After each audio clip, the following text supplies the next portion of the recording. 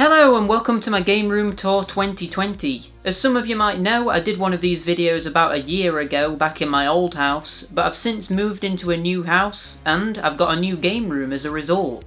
So, without further ado, let's begin taking a look around.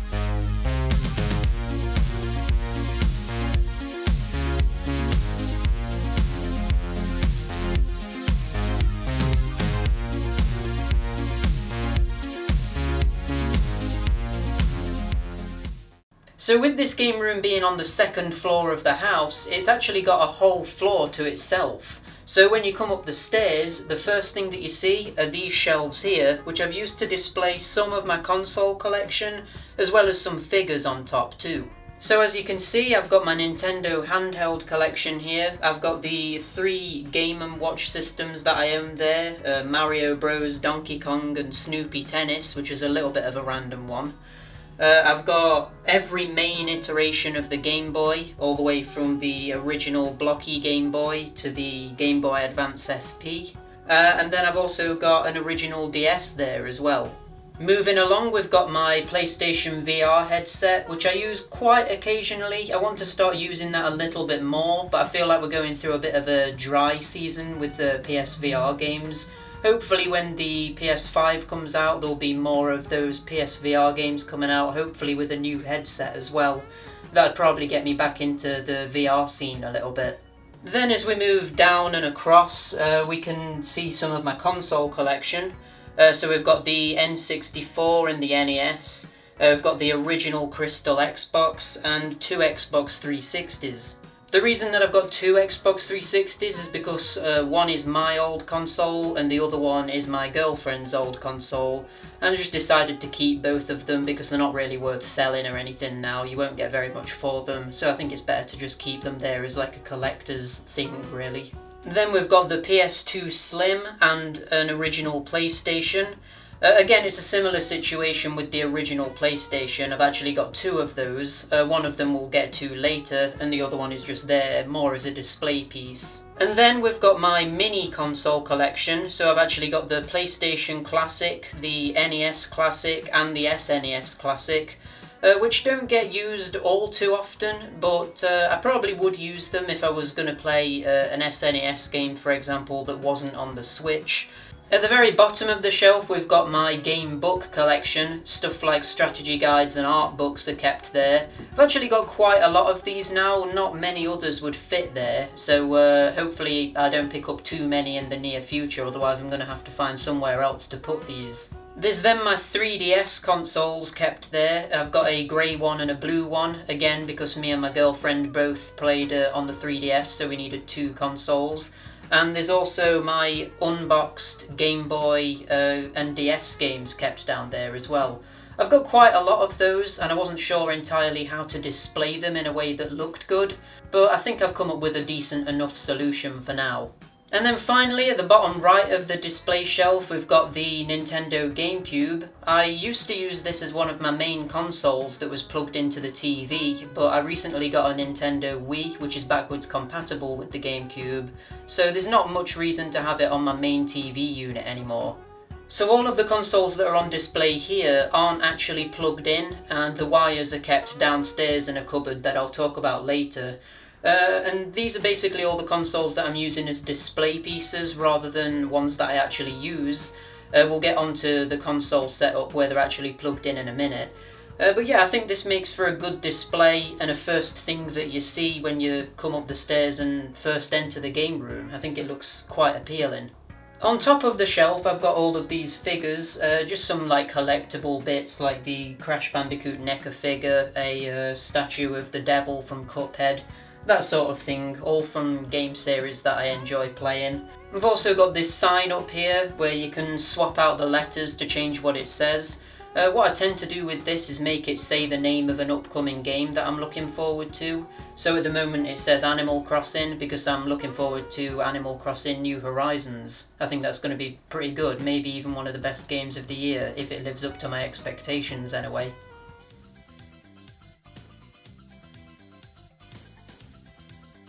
So this area of the room is kind of like the office area. This is where both me and my girlfriend's computers are.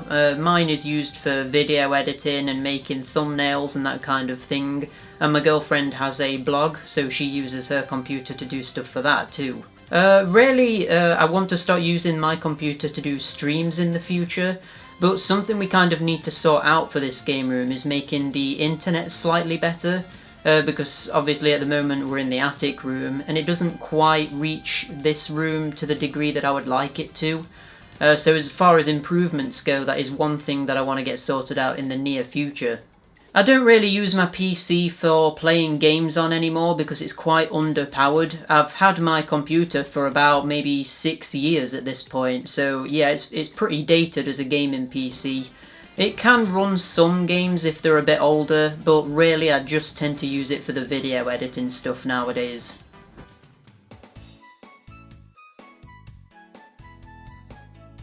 So this I think is one of the main attractions of the game room. We've got a curved 55-inch TV that's the main TV in the room, and underneath it is a collection of games consoles that we actively use. We've also got LED lights on the back of the TV which give off a nice effect, and we've got an Amazon Alexa to play music on and just ask questions to as well, so the game room is quite modern at the moment. What I really wanted to do with this game room was make it so that no matter where you looked there was something interesting, and I think we've done that with all of the different shelves and all of the posters hanging up in the room and stuff. But the TV really is, I guess, the main focus of the room, so it really needed to look good. Underneath on the TV stand, as I said, we've got all of the consoles. So we've got the PS2, the Nintendo Wii, we've got the PS3, 2 PS4s, and we've got the Xbox One and the Nintendo Switch as well. All of these consoles are plugged in using HDMI splitters, so there's only one HDMI cable going into the TV itself. There's another one going to my capture card, and then all of the other consoles are plugged into one big HDMI splitter, so I never need to worry about unplugging and plugging stuff back in all the time. For the consoles that don't use a HDMI output, like the PS2 for example, which is obviously an SD console, I've got a RetroTink, which is a SD to HD upscaler, which I've been using a lot recently to record gameplay for, as well as just play the games generally, and it's a really high quality product, and I can't really recommend it enough if you're a fan of retro games and just want your games to look a little bit more clean and sharp. Across from the TV we've got quite a substantial sofa that could probably fit about 3 people on quite easily. This is the one that used to be in our old living room back at the old house, but it's been recently upgraded to the game room sofa now.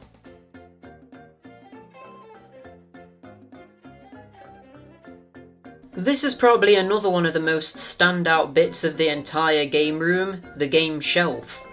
So on here is almost my entire game collection. There is another game shelf that we'll visit in a moment, but this is all of the PlayStation systems and Nintendo systems games, all on 2 shelves that we got from IKEA. I think splitting the games up between this shelf and another game shelf has just given the game room a bit more points of interest and just makes it a little bit more engaging to look around.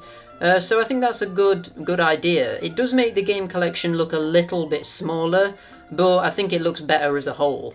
On top of the game shelf, I've actually got a CRT TV which I picked up recently, and I've been using this to play light gun games. At the moment, Point Blank is on the screen, which is an excellent light gun game on the PS1, my favourite light gun game ever made actually. So yeah, I've been playing quite a lot of that recently, especially with the CRT being new. There's also an assortment of toys and figures on top of the game shelf to make it look a bit more interesting as well. We've got some Oddworld stuff, Spyro stuff, and just all sorts of things that we enjoy playing. So the way that I've organised all of the games on this shelf is alphabetically, but going from PlayStation systems, starting with the first one that was released, obviously the PS1, then it goes to the PS2, then the PSP, PS3, and finally PS4. I don't have any PS Vita games because I've never owned that system, but it has been something that I've been thinking about picking up for quite a while now, if only for the fact that you can play PS1 games portably on it, which I think is really cool. So again, at the very bottom we've got all of the Nintendo games, again ordered alphabetically, going from the first system released, being the NES, and then moving all the way along past stuff like the GameCube and the Wii and the Wii U, and finally ending with the Switch, which is the most recent Nintendo console. I think this is a good way of organising everything. I think it looks good, and it kind of like chronicles the evolution of games as well, because you go from the first console to the last console. I think it looks pretty good, and it keeps everything organised too, which is good in my books.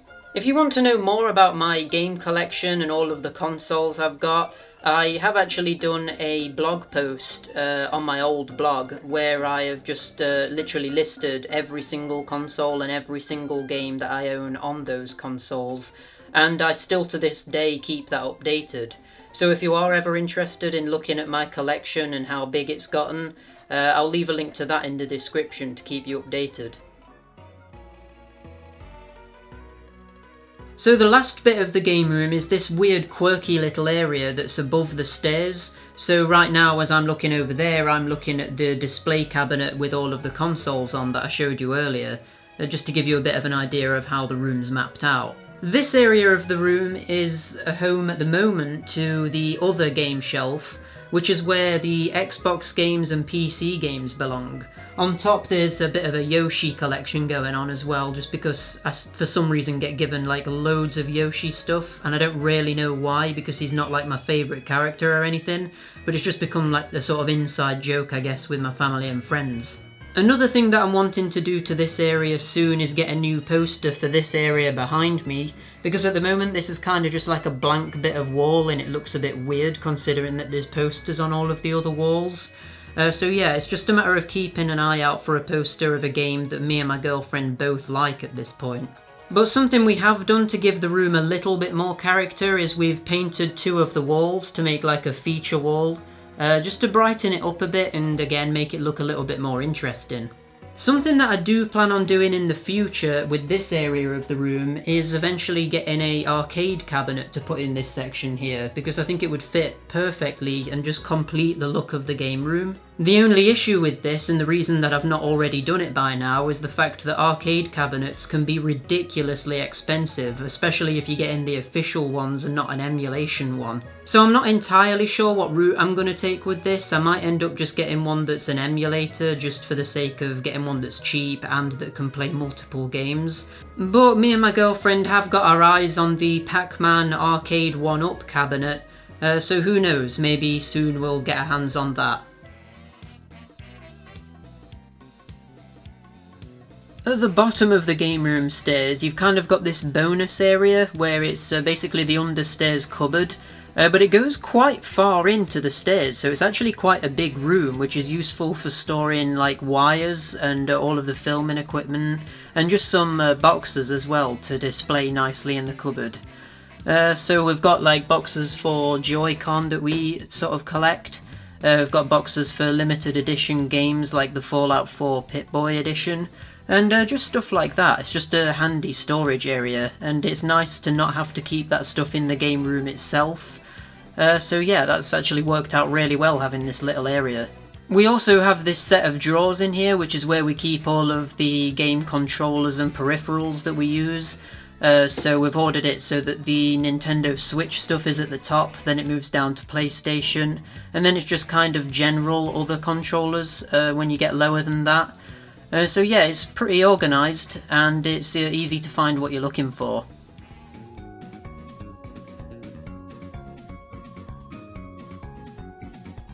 And that about wraps up the game room tour.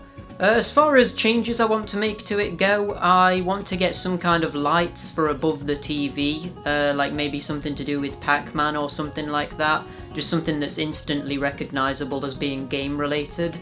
As I mentioned earlier, I want to get a second poster for the corner area. And another thing that I want to do is get the window replaced, because the one that's in here at the moment is only single glazed and it lets in a little bit of a draft, which is a little bit annoying. But other than that, I'm really happy with the room. After we've sorted the internet situation out as well, I think this is going to be pretty much complete. So yeah, I'm really happy with it, and I think it's way better than the old game room too, which is a nice bonus. Let me know in the comments what you think to the new game room. I think considering that we've only lived here for about 2 months at this point, it's actually come together really fast. But yeah, let me know if you've got any suggestions or recommendations about what we can do with the game room in the future to improve it. And until the next video, bye!